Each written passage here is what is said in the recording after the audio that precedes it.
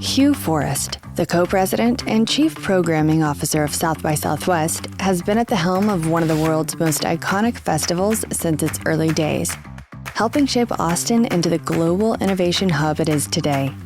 Hugh was influential in helping South by Southwest evolve from a small regional event to one of the largest and most influential gatherings in the world for tech, music, film, and education.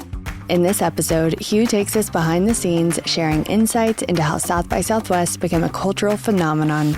He tells us about the challenges and triumphs of scaling a global event and what it takes to build a lasting legacy in an ever-evolving digital world. Let's jump in to hear Hugh's thoughts on persistence, innovation, and the power of authentic connections. Welcome to Uncharted, your sidekick for life. Woo! Yay! Episode 11. No, man, it flies. Season 2. So many interesting conversations. And I'm going to stop saying special guests because every one of our Super special guest. special This guests. is a super You can do like special. Dragon Ball Z.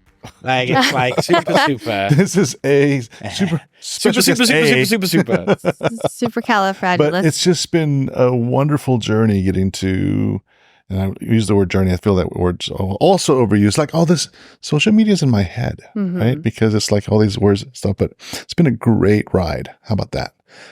This last 2 seasons, as far as this first 2 seasons, as far as all the individuals that inspiring. Yeah. Everybody has been so inspiring. Yeah.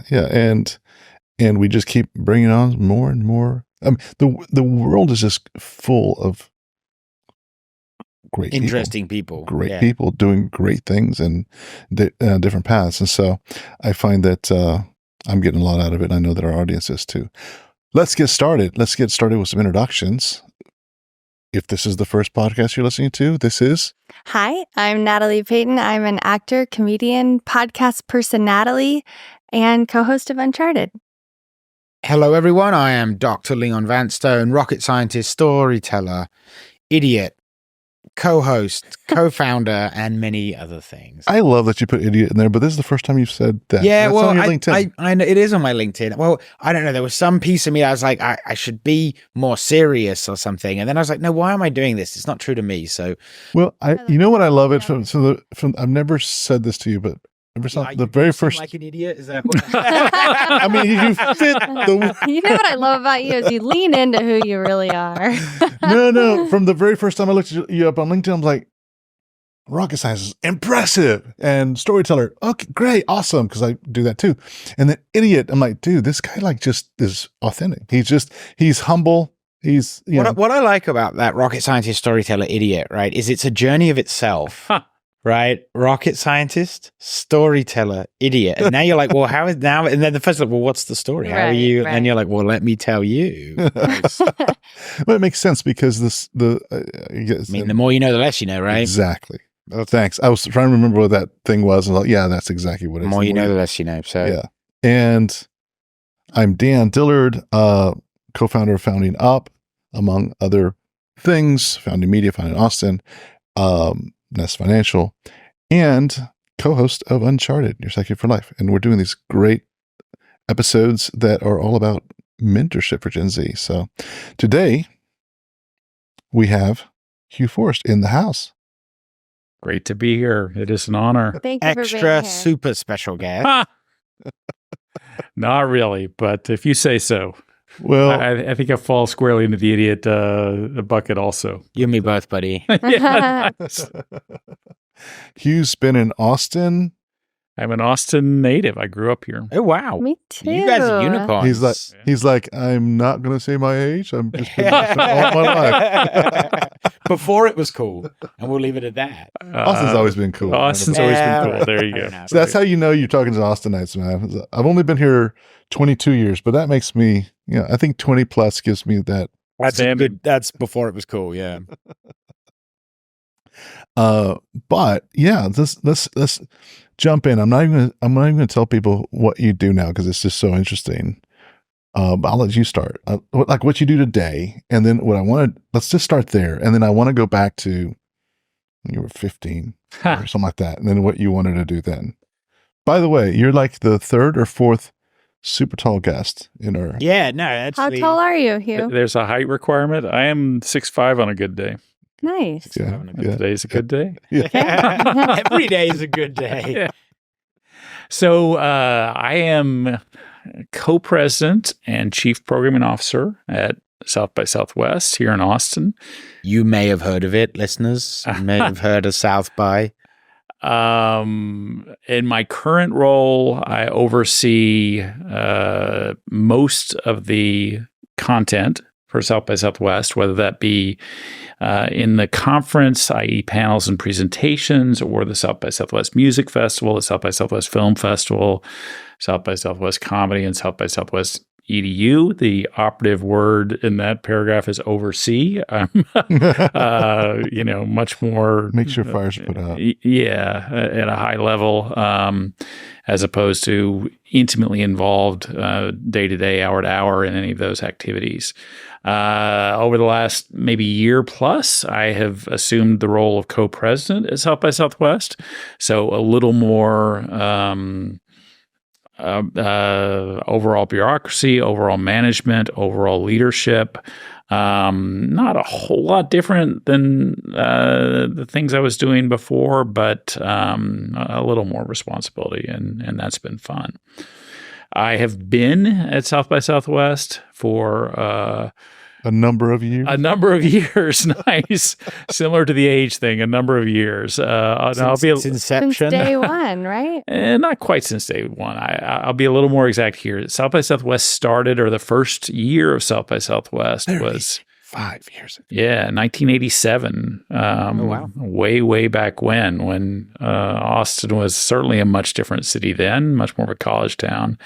I came on board in 1989.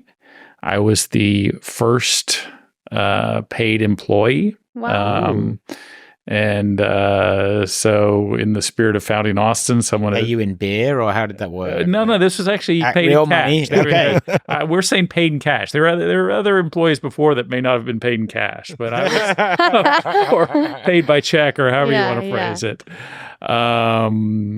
Someone said I could call myself the founding employee. I don't know if that's a real thing, but it sounds kind of cool. And is that what you were going to say when they said in the spirit of founding Austin? Yeah, that's what's going on that one. And then, by the way, real quick plug: if you want to learn more about South by Southwest, we did an interview. We did interviews with you before, but also Lewis Black, one of the founders. Right. There's a big story he was on one of the covers of one of our magazines, and there's a really neat story.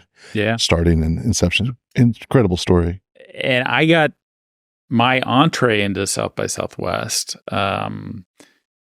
which is a funny story. So that's why I often say it is I got hired because I had a computer and a printer, and they didn't. And so it was a hardware play that had a little bit of human. I'm going to pull on the thread there, because today, let's just kind of compare to today. If you're a kid out there, AI, you might be hired because you know AI, right? Sure, absolutely. So if you're the only one that knows it, and that's the thing with transformative technologies, man. Yeah, Yeah, I mean, and even a little bit higher level than that, any way you can get in is a good way to get in. Right. To get yourself into the door, through the door, and then try to make of it what you will once you're inside. But I certainly had no conception, or I don't think any of us had any conception in 1987 or 1989 that South by Southwest would be fortunate enough to grow as much as it has, as big as it has. If I recall, and you can correct me if I'm wrong, but if I recall that article, you expected at least from what I remember Lewis saying, you expected 300 people showing up at the first South by South, 300 people showing up at the first South by Southwest, and 600 showed up. Yep. It was those are the correct figures. They, just their ballpark estimate. Printer of yours was doing double time. Yeah. Man.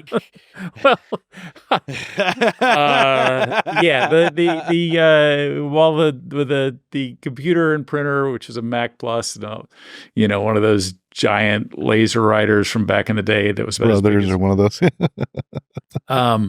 while they were relatively state of the art, they were probably not to the level that what we even needed then. And I remember I had another job at that point. I think the first year that I was kind of part-time, and I remember coming over and checking on this stuff, and there was like smoke pouring out of the top of the Mac Plus. And I don't think that's supposed to happen. That's normal. Let's get a fan over you. You were just overworking it. Yeah. But anyway, it to your point, Dan, it was immediately focused on, it was entirely focused on music in those early years. But two, it almost immediately resonated with the music community, and again, evidenced by twice as many people showed up that first year as what was expected. Certainly, it was focused on music because there was such a strong music scene in Austin in the mid to late 80s. There's still a strong music scene here, but it maybe doesn't define us quite as much as it did 30 years ago. And I think that's always been a hallmark of South by Southwest, as much as it's changed and morphed. And because it's changed and morphed, is that the event has always been a strong reflection of what is hot and trending and intriguing and buzzing in Austin. Mm-hmm. It still is. I mean, absolutely. It's like if there's a symbol in the world about, and that's what I think is so wonderful is here was this idea 35 years ago that, let's do this thing. It sounds like fun. Let's get 300 people together and do some music thing. And now it's turned into this world known, like people fly from all over the world. And world attended, yeah. People fly from all over the world. And how it relates, and well, there's a lot of things that we'll talk about, but what makes me think the things that we're building at Founding Up, when it's all about mapping for life and trying to figure out, people want to know what to do next. They want to figure out what is that. Well, and what other people are doing too, Yeah. Like, where are the traffic jams and where is everyone on the highway? Like, and how do I get on the highway? Right. Yeah. Because it's funny too, right? And if anyone out there has never been to South by, it does bring an incredible number of international people in.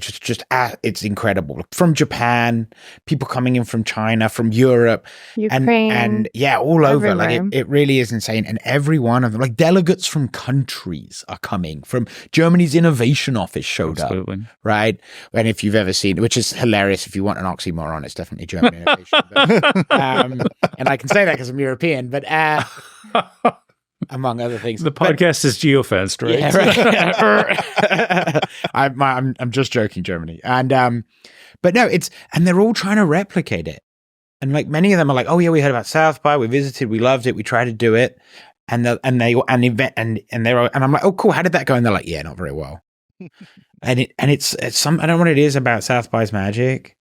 Just people have tried to replicate it in other places. It just does not work. Yeah, well, there's conferences all over the place, but it's just... But they're not South by. Exactly. They're just not South by. That's not that, to your point, right? There's something, it's almost like a beacon of innovation. I don't know what it is. Like, it pulls all of the most innovative, current trending things into the moment. And it's a showcase for those items.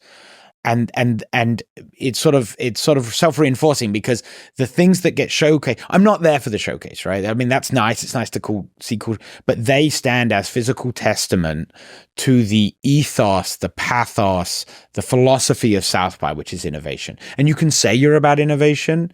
That's one thing, but to actually capture it is really hard. And South by does one of the best jobs of doing that, and it showcases testament, I think, to that.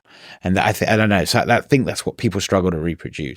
Well, thank you for the nice words. I think that thank you for the nice words. It means a lot. I think that to the extent there is magic with South by Southwest, and if you think there's magic, great. From my perspective, not so much. But the part of that magic formula is just longevity, that we've been doing it for a long time and grown a little bit every year, grown organically, persistence. And I think when someone starts something, we're going to be the South by Southwest of blank country, they may not have that advantage of long-term 40-year runway. I think in terms of the mentorship concept of this podcast and the takeaway there is, patience, persistence is extremely valuable, is a huge advantage if you have that. And that's again one of the big secrets of South by Southwest is just that we were fortunate enough to launch before social media, before YouTube, and so a lot of our bigger mistakes we could do in somewhat relative science. You weren't canceled right away. Yeah, somewhat silence, and that is different from people starting events now. But anyway, I would also say that again, in the flavor of this podcast, we do so many different kinds of content at South by Southwest, whether it be panels, presentations, the music showcases, film screenings, comedy, and all those things are fantastic, and a lot of learning and discovery and innovation and inspiration that can come from that. But really the heart of South by Southwest or any other event, whether it be big, medium, small, is the personal connections you make there and the mentorship you can get from that. Yeah. And connecting with people you want to connect with, and even better, the serendipitous connections that happen where you would have been impossible otherwise. I've had exactly that. Stood at a bar, getting a drink, someone next to you, strike up a conversation, and you're like, "Oh my god, you do that? I do this." I'm like, "Oh my god!" Right, and then you talk to them for the next 6 hours. Pulling on the thread of that formula, just from, and in my opinion, my perspective, starting the magazine media and just kind of being seeing what the heartbeat of Austin is, right? And the heartbeat of Austin is community, right? Diversity, all of these things. And so and one of the things, I'm not sure of how true this is again, what's my opinion in having all of these interviews and trying to figure out what makes Austin so special. And when people ask me, what is one word to describe Austin? I say community. And I've kind of, through conversations, led that to the furthest point of where did this start, and it is music. Because back in those days, you were playing a set, you needed a drummer. Hey, and there was like one after another. It's like, come be on our, and this just kind of the music scene would kind of riff off of each other and kind of just be this nice tight group. And a lot of musicians were also engineers. And so, and so it went from this music community to software and having that same vibe. And I love to today, I can call anybody pretty much in Austin and say, let's go have a grab of coffee. I don't know them. And they're like, sure, let's do that. Because this is that, just, especially in old Austin, there's just that thing, right? And so when you bring that together as part of the formula, and comparing it to other conferences, a lot of conferences are focused on one thing, whether it's tech or whatever it is. And this community is like, let's do music, let's do entertainment, there's all kinds of tech, and so it's just this really nice formula that's about community and diversification. So I think it's like, a thread. Anyway, it's my opinion. If it's different, if that's not the case, no, I think you're it's canceled great. now. Get out. I think it's so wild for me to zoom out and observe it, because I was born in 1990 and I was taken by my dad every single year, like as an infant growing up, and now I'm 34, and seeing it transform over the years from being, backstage because there's a gig playing and I'm just a tiny baby, and seeing it grow has been just wild to me. Oh, that's cool. It's really crazy. From like a baby's everybody's point got experiences the world so differently. Like, I wouldn't have known that about you. It's like, I was at South by every single year with my dad. Right. Every year. So cute. All right. Jumping back, I want to kind of go into, because what you do now and what you've done the last few years and what you've done in your careers is obviously brought you a lot of opportunities and known a lot of individuals through all these years. But I want to know, and I want audience to know, is like, before you were that kid with the computer and all of that, what was your aspiration? What were you wanting to do? You know, when I grew up, I think. I mean, you're 6'5". Well, there's that, but I can't jump too much, so it limited my basketball career. But you didn't have that like a goal like that. Yeah, I love playing basketball, and I played for a long time on that. And if I could have made more of that angle, I would have. I mean, two passions growing up were writing, thinking about writing. Can I be a writer when I grow up? But I also, loved the Austin music scene, and would in high school and college would go to shows at Liberty Lunch, venues like that every weekend, and just loved that. Wow, this is so cool. All the musicians, all the creativity here, and the writing thing. Hey, I do a lot of writing in my day-to-day stuff now. It's maybe not as creative as you want it to be. Not a novelist, but it's writing is important. The other part of that passion that Austin is so neat. There's so much creativity here. There's certainly a straight line from that to what we do at South by Southwest, where we're again showcasing, putting a very bright spotlight on all this creativity in Austin and welcoming the world in to take part in this, to add their creativity, to add their innovation, to be part of this mix. And the fact that that South by Southwest happens in March, which is certainly one of the best times in Austin. It's spring here. It may not be spring at a lot of other places, particularly. Most other places, by the way, would call that summer. It's my birthday as well. South by always falls on my birthday, March 19th. Happy, way early birthday. Thank you. Or belated. There we go. But it is a great time of year. It is a fantastic time to be in Austin. There is that, you talk about innovation. I often phrase it as creativity, but there is that physical manifestation of innovation and creativity when spring. Exactly. Yes, absolutely. Yeah. Awesome. So the new birth. I completely agree that. A nugget that I recall from one of the interviews is that music itself, like labels would release albums later in the year, and they've started adjusting their schedule South by Southwest.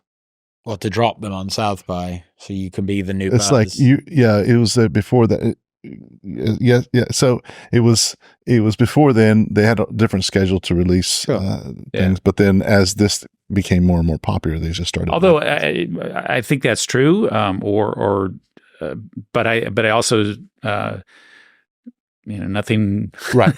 Nothing stays static, right. And yeah. Where we see music now is a very different world. With most music coming out on social media before there is any kind of formal album release, right. or that's some people don't even do albums anymore. They just drop a series of singles. Mm-hmm. So that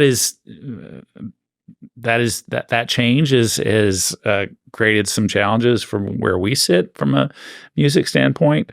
But hey, the world is always changing and morphing and transitioning, and we're at South by Southwest try to mirror those changes and transitions and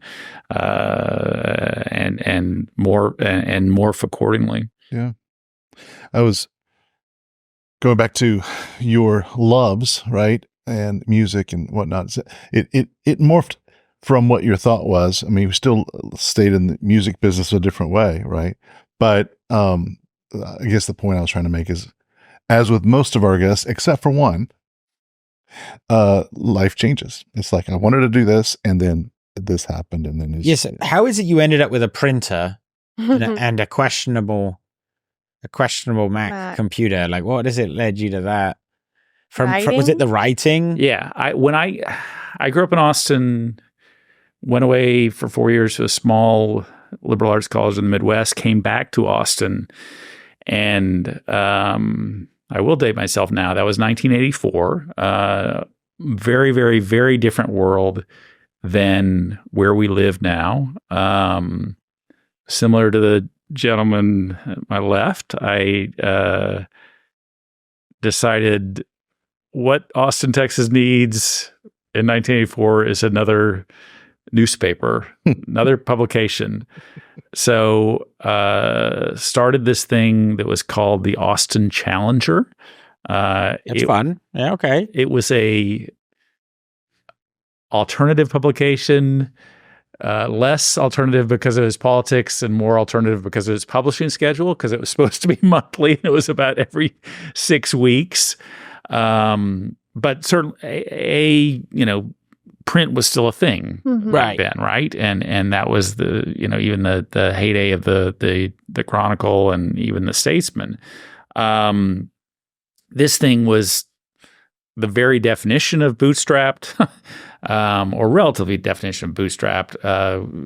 Half my advertisers were just on barter, so I would get my food from going to blank blank, and hey, I've got this little card that should get me 5 free meals here. But I was borrowing some money from my dad to pay the print bill and whatnot. And at one point my dad said, there's this new thing out there called desktop publishing. And one of your biggest bills is typesetting, because back in the day you would take your written manuscript to a service that would put it into galleys, and then you would, paste down the galleys. And my dad said, look, if you started going to desktop publishing, you would save a lot of money. And of course I was 20 years old and even more stubborn than I am now. And said, oh, no, we need to have that 500 DPI you get from galleys, and can't do that. Can't do that with discerning readers. Yeah. And then 3 months later, I went back to my dad and said, you're right. Let's buy this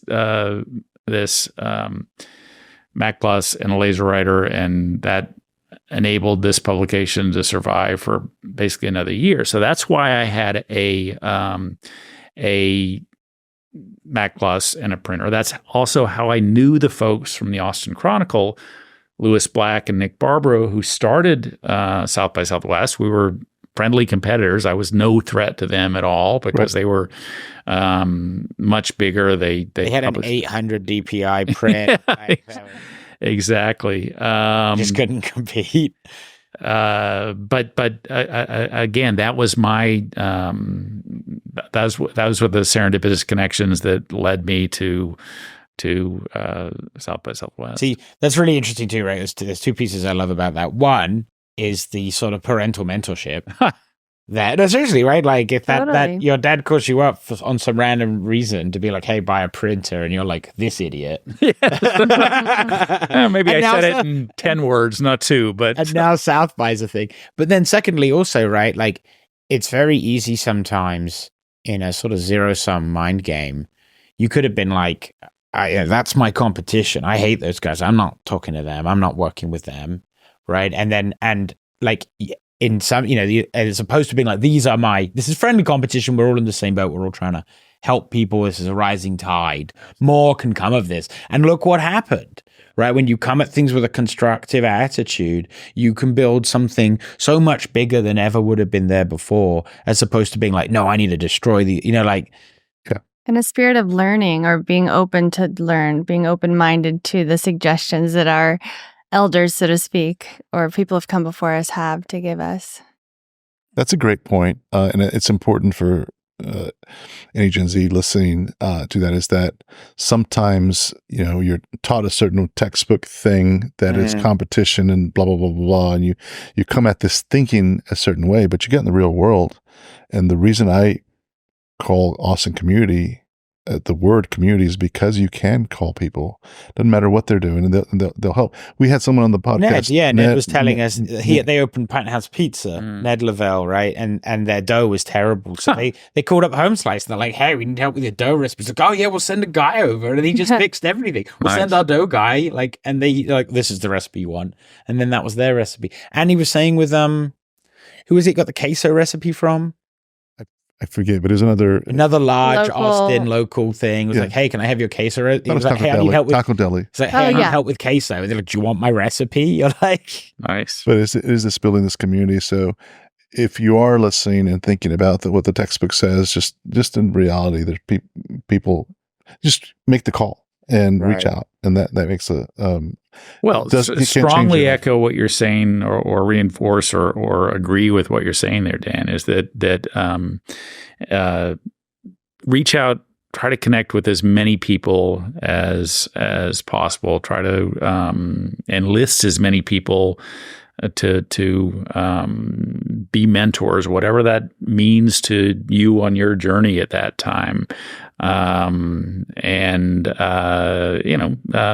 People like, particularly in this city, people like to help other people. And I do think that as much as the city has changed over the last 20, 30, 40 years, there is still that spirit of community, of cooperation, of rising tide lifts all boats, that we're all in this kind of together, and that's neat. And as long as we retain that spirit, I think there is something incredibly special about this place that we call Austin, Texas. Yeah.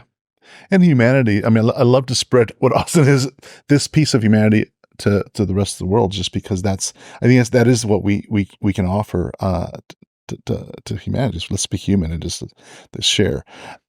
If I recall, that's how I met you, as I reached out to you and said, hey, let's go grab some coffee. So. And it might have been, I don't recall. I just Did you noticed. give a reason?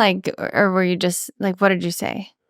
I think it was shortly after you had launched Founding Austin. Mm-hmm. And I'm not sure if you reached out to me first or if I'd seen the publication first and then serendipitously you reached out or something like that. But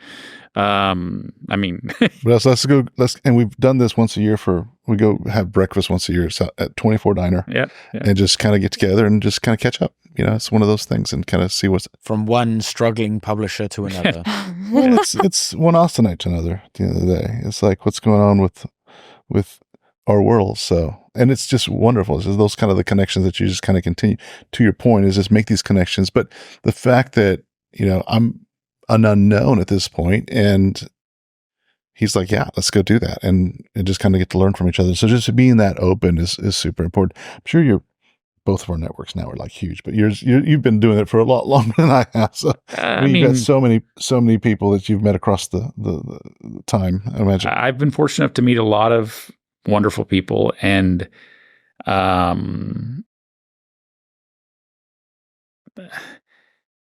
certainly one of my philosophies and what I've tried to instill in the people who work directly under me at South by Southwest is that,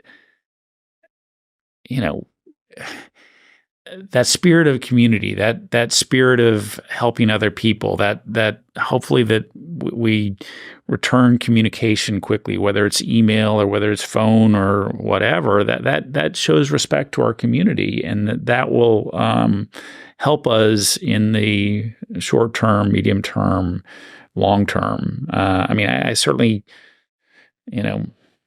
never want to be that person who is too big time to meet with anybody out there. So all good.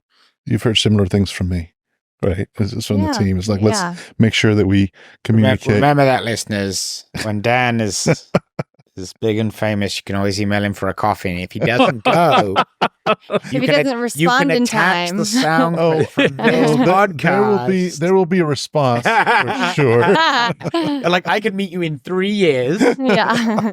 Mark the tape, right? Yeah. Very cool. Throughout these years, I've just kind of wondered, is cool. I know they're all cool stories. I'm trying to phrase this question. anything stands out to you like, oh my God, that's like huge impact? You've seen so much, I would imagine. Does this like happen on a yearly basis? Do you look forward to South by Southwest to kind of like see the latest and greatest thing, or is there some stuff that's like, oh man, that was a really touched me and changed me? Well, certainly,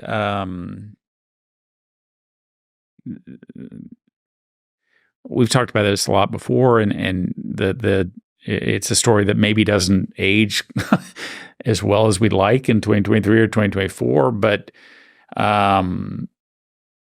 Twitter essentially launching at South by Southwest in 2007. I say essentially because they didn't really launch at South by Southwest, but that was very much a game changer in terms of having that impact. More startups wanting to come to South by Southwest, a ton more startups, a ton more VCs wanting to come to South by Southwest.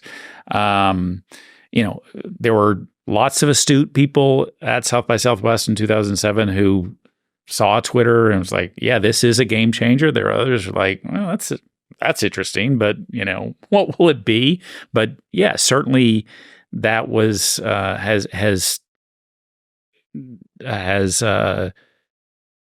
short form, personal conversation, social media in all its many forms has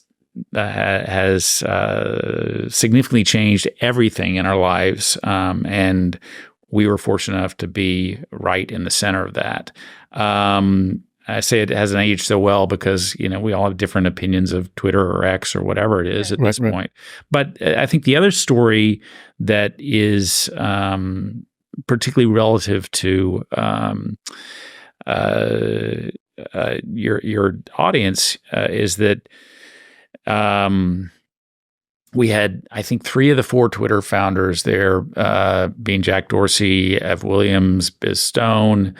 There was another gentleman named Dan Goldman, who was like Twitter employee number 7, who was at the event. And met him, stayed in touch with him over the years as he morphed from one company, Twitter, to Google, to Meta, to the kind of Silicon Valley like and all the and somewhat similar to Dan, what you talked about with you and I, where we have coffee or have breakfast once a year. We check in every year and how you doing? How's West Coast? And then lo and behold, in roughly this time, early October 2015, he reached out to me. At that point, he was digital director of the White House. Oh, he said his boss wanted to speak at South by Southwest, and that was how we ended up getting Obama here. And my point of that story, the big takeaway from that story is whether it's a conference, whether it's a party, whether it's a dinner party, a happy hour, whatnot, meet everybody, try to follow up with everybody, stay in touch with everybody. You never know what that small connection that you make is going to lead to down the line. And that small connection for me, of this guy who was on the original Twitter team, again, turned into one of our most, our best moments ever, which was Barack and Michelle speaking at South by Southwest in March 2016, and led to us doing this event at the White House in October 2016. So again, my point here, and I think in line with a lot of the other things we've said here as advice, is just, be open, be receptive, follow up, keep those connections alive. You never know how those connections will morph and change and impact your life down the line. If I may add something to that, do it without expectation. Absolutely. Mm-hmm. Because, you don't, it's not transaction. We've had this conversation. Nellie has asked me in the past, how do you keep so many relationships? I'm like, I don't expect anything. They're just, they're people. It's just, why not? And I think it's not transactional. It's not transactional. I'm not here to get anything out of anybody. Right. It's just kind of like, I'm here connection. to like find out about what the passion of what someone else is doing, and then just kind of keep up and have that open relationship. And I think what I'm hearing you say is the same thing. It's like you didn't have any motivation. You just kind of, what's your lunch? Or breakfast or whatever it is, coffee. Yeah. And then those things just kind of turn into things at some point. Some of them do, and if they don't, that's okay too. So Absolutely. let's jump into the last part of this, which is some questions from we go out there and do, our correspondent goes out and asks some Gen Z some questions like what's keeping them up at night, and allows us that have been around the sun a few more times to kind of we won't say how many times, but we've been around the sun to see how we would answer this. So let's see what. How do you produce ideas, right? That's pretty much the most important thing, considering all these factors, how do you make an idea that, is actually well thought from the people, they actually support it. I think that it's interesting. I was lucky enough to do an event at UT a few weeks ago and had a similar question, and I didn't really like my answer. And then afterwards, of course, I thought, God, I should have said that. Now you get to say it. Now you get to say it. So yeah, I get my mulligan here. But I find that my best creative process, and I think everyone's different on their creative process, is just writing down ideas. I'm going to write down 15 ideas. That's my goal. And maybe 14 and a half of those are really bad, or maybe not really bad, just bad. But maybe there's one there that I can morph off of that. And just, again, it's the quantity of thinking of things, most of which will probably not come to fruition or be anything to work on, and not being too precious that if you bounce the idea off someone and they say, man, that's a really dumb idea. Okay, thanks for your input. Maybe it is a dumb idea. I'll move on to the next one. But again, just the trying to think in volume, and think that the more you do that, the more likely you might land on something that really resonates. I like that answer. My process is, I hadn't really thought about a process, but one thing I identified with what you said is... Ladies and gentlemen, I can attest that Dan does not have a process. But I'm currently making some SOPs for us. The key that I picked up on there is writing. The first thing, sometimes at 3:00 in the morning, I wake up and there's an idea, and I get to my phone and I'm like, I can't see what I'm doing, but I can type something that I'll remember in the morning, because it's like I just kind of recall that idea and then kind of explore that. But it's always like jotting it down, right? Yeah. It's something about that process where you can just like, let me just discover that idea. If I don't do that, if I'm in a car, I'll speak it into a recording. Absolutely. And then later come back and revisit it. But it's just, you gotta get it out and then come back and like you said, whatever that process is, whether it's through friends or whether it's just kind of, I'm much more like I just kind of sit with things for a while before I present, and then kind of go there. The other thing is I'm much more of a feeling kind of guy. So I expect, and I know this about me, is I've got some grand visions. And so if I tell a lot of people about my grand visions, they think I'm crazy. So I keep a lot of those inside until I let them just say a little bit further along the path. And then I'll find another crazy individual like this guy and say, hey, what do you think about this? I was about to say, ladies and gentlemen, I can attest to the fact that Dan is crazy. Nice. What about you? What are you guys? What are your thoughts? Ideas? Sure. I was going to say that believe in what your idea is. Even if somebody does critique it or does challenge it, I have had success by staying consistent with my idea of the children's bedtime podcast that I have created and launched with my co-creator. It's Snorri's, and it started 4 years ago, and we stayed consistent and we continued at it and we worked at it while having other jobs, and it just launched. And yesterday was the first time I sat in a Zoom room full of incredibly powerful individuals who all believed in it. And I'm going to say, if you finished that sentence right there, I was like, there's incredibly powerful people here. well, there are. I'm just kidding. Specifically that saw the value in what we created. Mm-hmm. And it not only was it validating, but it was like, oh, we really do have something here. Like these people with power and pull are willing to invest their time and resources into making this, making Scalable. a go-to-market strategy. Right. And that was really fascinating, and it felt so good because I had been consistent with my partner and we had just poured our heart and souls into this and done it the right way, done it authentically, and done it with the right goal in mind, and that is to help families and children learn to love sleep and understand the importance of a ritual and learn to love themselves through mindful affirmations, like all of which we should be doing for ourselves. Because can you imagine a little child waking up, I am peaceful, and then as an adult they have these tools to work with. Yeah. So I can attest, as a father to a 2-year-old, my son does not wake up. I am peaceful. That is not. He needs snories. Sometimes he wakes up and he goes, Mama, poopy. But never peaceful, man. Never peaceful. Starts with a P, though. Well, Natalie, morphing a little bit off of what you said, and I love telling this story, and probably some people in this room or in the audience have heard it before, but to the origin story of South by Southwest is that the folks from the Austin Chronicle, folks from the Austin Chronicle, had this idea of doing this event, and they, again, it was music only. In 1987, the Chronicle had relationships with all the clubs because the clubs advertised in the Chronicle.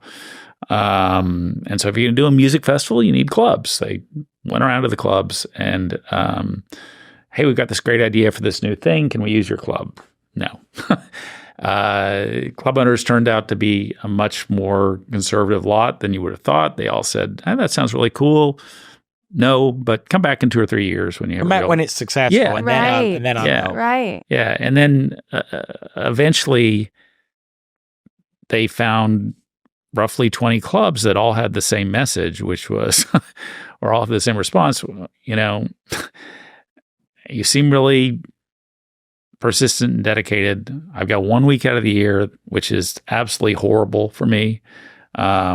You can have my club that week because I can't do any worse than I'm doing right now. That week was spring break week when you had 40,000 students leaving Austin. So Austin was a college town. Yeah, right. yeah. The two things to take away from that story, particularly for your audience: power of persistence, keep knocking on doors, keep knocking on doors, keep knocking on doors.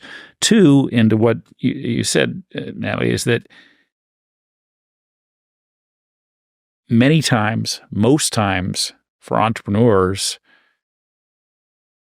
what you're doing is taking something that everybody thinks is trash, that everyone thinks has no value at all, and putting some kind of value into it, which was, again, this spring break week that, this is a horrible week. I can't do any worse. Have my club then. Okay, well, I guess we're going to do a spring break because we can't get any clubs any other time. And within, 2-3 years, that became one of the most profitable weeks for these clubs. And then another 2 years later, they were doing as much business in 1 week of South by Southwest as they were doing for the rest of the year. So again, that story of sometimes you bounce your idea off a friend and they say it's horrible, and you think about it and say, well, it really is horrible. And other times they say it's horrible, and you think, I don't think they're right. I think there's really something here that I can, that if I'm persistent, I can make this work. And again, in most times, it's not obvious. It's obvious in retrospect, but not when you're pursuing this in the first place. Right. Listening to that intuition is what you've done, right? For 4 years, I've got this intuition. This is going to be, and that is part of the entrepreneurial journey. It's just like listening to that gut, because there's that voice of, I've got what's this purpose of whatnot. So that's what I'm pulling from this conversation. Thoughts or? Yeah. I don't mean to put you on the spot. If you no, I suppose I'm going to go back to the original question because that's what I was thinking about.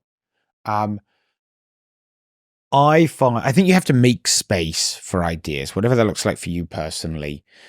For me, it's in the sort of liminal spaces, the transitory spaces, right? The cycling to work was a big one where I would get a lot of ideas. It gave me space to think, dodge cars, think about problems, right? Like it's sort of almost meditative. Going to sleep is another one, right? It's another sort of transitory space, awake to asleep. There are those weird little moments, right? Where you're oddly conscious and the sometimes dolly clock. Yeah, right. And dripping off the table. Things I would never have thought about fully awake come out of those spaces, sometimes, and you're right, trying to write them down or remember them the next day. And then I guess and you need to combine that, or at least from my experience, with the bravery to do them, right? Or whatever you want to call it, the persistence, when somebody else is like, that's dumb, or whatever it is, one day I was like, I'm going to build a drone. I just decided I was going to. So I went online, I found a design, I bought some pieces. It didn't work. It took me 3 months to figure that out, but I got it flying and that was fun, One day I was like, I'm going to start a company. Like, it's when you look at someone, especially if I think back to like being 18 or at university, when you're very early in this journey about agency in life, and you look at sort of people such as yourself, right, who inexorably built South by Southwest, like as if this guy's like, how do you have an idea that worked? As if when you were getting involved, you're like, okay, we're going to do this, then we're going to have Barack Obama, and he's going to present in 40 years. And it's going to be great. The 30-year plan. It's going to be great. Right? Let's go, right?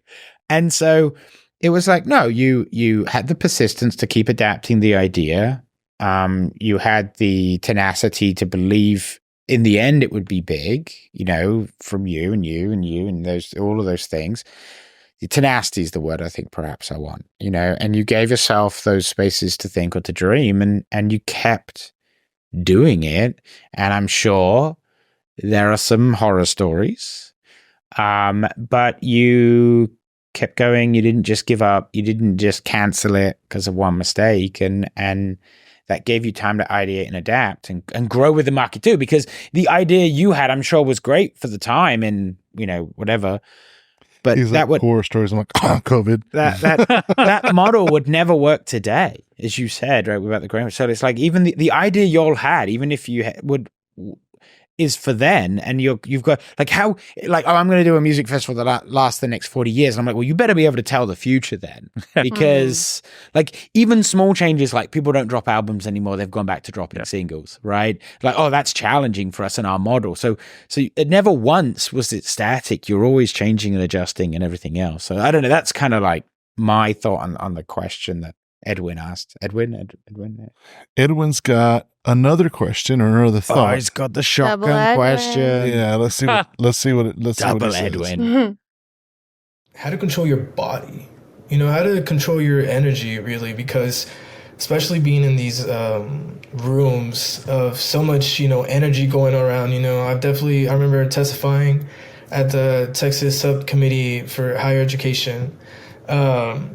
And I was surrounded by professors, by presidents of different organizations, and by the senators and by chancellors of different schools. And, I remember feeling the energy in these, in that place, just all the importance, all the decisions that are made by all these people.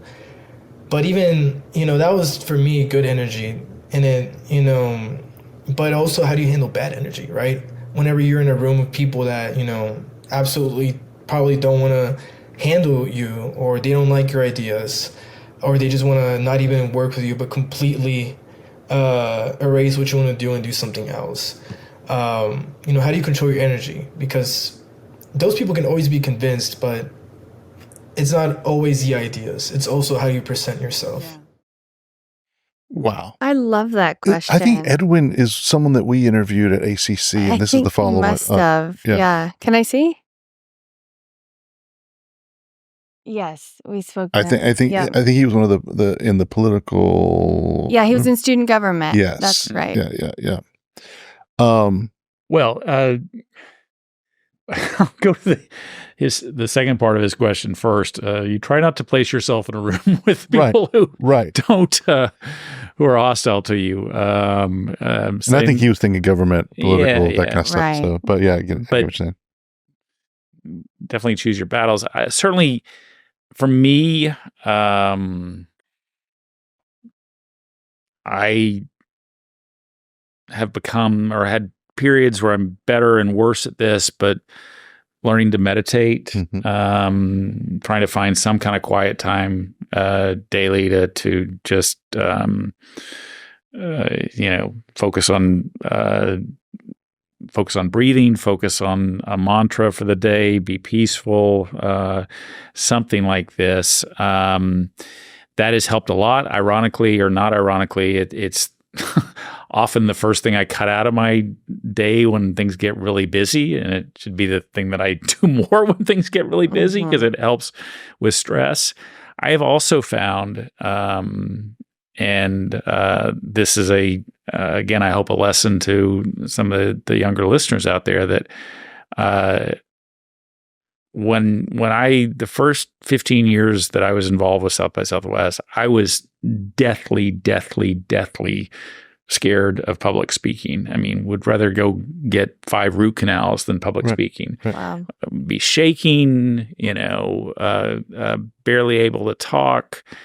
And at some point that just went away, and I still get nervous, a little bit nervous, but certainly not like it was before. And I think the lesson there is somewhat similar to some of the other stuff we talked about, just repetition. It's the more you do it, the more comfortable you become. The more your body doesn't have a physical reaction to being on stage, of tensing up and whatnot. And that has been a total gift to me of not, having to dread, oh my God, South by Southwest is coming in. I'm going to have to intro these people and in front of an audience of 500 people or whatever, and I'm going to be so scared, and that doesn't quite happen anymore, and that's been great. But again, the bigger lesson of just there may be things you don't do well. If you want to do better at them, keep doing it, keep practicing, and you'll eventually get better. Now, I will also say that there are still times where I'll speak in public or whatnot, and I'm like, God, that just was, I really flubbed that up, and I'll go back and like do a forensic on it. What didn't I do right in preparation? What did I? What was my energy wrong on? How should I have answered that question better? So I think it's it's that idea of the plane flying across country. It's not a straight line. You're always making adjustments and to get to the place you want to get to. Yeah. Okay, I have a secret. Sometimes when I feel insecure about speaking with powerful people or people that I don't feel up to snuff for, or that I belong, in order to remind myself that I am worthy to be in the room, I literally will do the superhero pose in front of the mirror, and I'll smile. And to remind myself, like, physically get it in my body that, like, I can do this. And even if I don't believe it, the more I do it, it does sink in and fall in. And then I remind myself, well, I am on that Google Meets link. I was invited to be here. You know what I mean? They do want me there. So I have to remind myself when I get nervous about public speaking or presenting to those that I have never met before, or I think are more powerful than I, that I belong and I'm enough. Yeah, the posture thing is real, and we've had many speakers at South by Southwest over the years talk about that, it brings the energy. Yeah, exactly. I saw one of the things that Tony Robbins does backstage. He'll get this like jump. He'll start just gets this energy going in his body before he hits stage, and so everybody's got different things. I've done that. I've prayed, I've meditated, I think things through in the morning. But I mean, there's so many tips. One is just being aware that no matter who's in the room, what you've got to say, just be the best at like your material. And this goes back to my financial planning career. When I started, I was like, who am I? I'm 20 something years old, advising millionaires have done so much more than I, and I'm, they talk about imposter syndrome. Like I'm supposed to be advising them. Mm-hmm. And I had to remember that I have all this material in my head because of all the stuff that I actually spent time studying. And so I am the expert in the room when it comes to how this works. And these individuals are experts in other areas, and it's just different. And so by being able to separate that expertise was one way that I was able to overcome that fear. And we all have this fear of how do you relax that fear? And that was one, is just knowing your content really well. And it doesn't matter if you're in politics or you're dealing with VCs or whatever it is, you just got to know your stuff really, really well. Repeat, meditate, talk to yourself, exercise, or do the physical energy thing. We'll leave the last comment to you if you want it. Sure. Maybe I'm just a bit too socially awkward. I just kind of show up as I am. I will say, like, well, but okay. Here's so when I failed out of like big London banking and took this PhD in a dead end science field, basically at the time. One of the first things I did, I was like, man, what I disliked about the job was I really felt like I was just taking from people and I wanted to give back. So I started volunteering in a science club. And if that was pretty thankless. You'd show up to some club. The teacher was clearly more interested in grading than really running the club. And I don't blame them because it's not like they're underworked and overpaid. You know what I mean? And so I was a welcome distraction so that they could do this.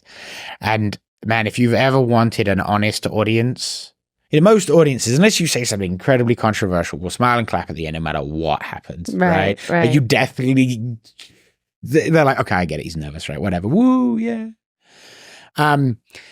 Man, a class full of 15-year-olds will not. Sir, that's right. Sir, why are you sir? And it turns out I was quite good at it. So the next thing I know, someone's like, oh, yeah, that was quite good. Can you come do this to like a room of 200? Now you're in a room full of 200 to 13-year-olds. So this is boring. It's boring. It's like, oh, God, you're killing me. Just the audacity. Yeah, like just the sheer audacity. And so I don't know if it was just that trial by fire of just at any moment anyone being like, you're dumb and this is rubbish. Hecklers. Right? They're just like, all right, okay. Like, that's the angle we're taking today. Great to see you too. Just by the time I was on stage, I was like, man, this is actually a lot nicer. This is like more comfortable than being in an auditorium with 200 kids trying to run a science experiment. So go do the hard thing. Yeah, right. Well, and what's nice about it though is like 13-year-olds have no opportunity to ruin your life. You know what I mean? There's no, they're not going to get me fired. Until they get their phone out and record it. Well, yeah, this was before that, right? Like, in fairness, true. But like, they can't get you fired. They can't influence your world, right? They're not. So maybe that's like the optimal one. They're the most brutal audience. And so after that, yeah, I mean, like, there's always a nervousness, a sort of like, what is it I'm trying to say? And am I going to get this across, and trying to keep that in your head? But somebody once said to me, I was doing this like national science communication competition in England, and someone said to me, it was actually one of the biggest compliments I've ever got. That she said, the best thing about you communicating science, Leon, is you're the same guy as if you're talking to me now. You're just on stage. Yeah. I was like, cool. Hey, everyone, cool, nice to see you. I'm Leon. Yeah. I was going to say, being authentic is one of the fears I had years and years ago was vocabulary. Like I wasn't as articulate as others in the room, and I was like, oh, how am I going to be able? But then I just storytelling, just get into storytelling, get into yourself, be authentic, and not. As soon as I got over that mental, and it's all mental. These are stories we're telling ourselves. Totally. As soon as you get over that, and you realize that you're just having a conversation and relax, then it just doesn't really matter if you're not. There's some of the greatest speakers don't have the highest vocabulary. It's just you just have to get in there and show your heart and your passion and where it's at, and people will identify. Yeah, that authenticity idea is incredibly important. Well, that's it for today. Thank you so much for being with us. This was a great episode. Thank you for having me. This was Yeah, Thank a you. lot of fun. I think that our audience is going to really appreciate learning a lot of nuggets from South by and what you've shared. I hope so. Hugh Forrest is a true pioneer in the world of creative and tech innovation. It was so interesting to have an insider's view into the story of South by Southwest and hear the lessons Hugh has learned along the way. If you're inspired to shake things up and make your own mark, remember that every groundbreaking event and idea starts with a spark, a community, and a vision, just like South by Southwest. Thanks for tuning in to Uncharted, your sidekick for life. Don't forget to subscribe, share, and leave us a review if you enjoyed this episode. If you're Gen Z and would like to be featured on the podcast, visit us at foundingup.com or check out the show notes. We'll catch you next time as we continue to explore the uncharted paths of the world's boldest creators and thinkers.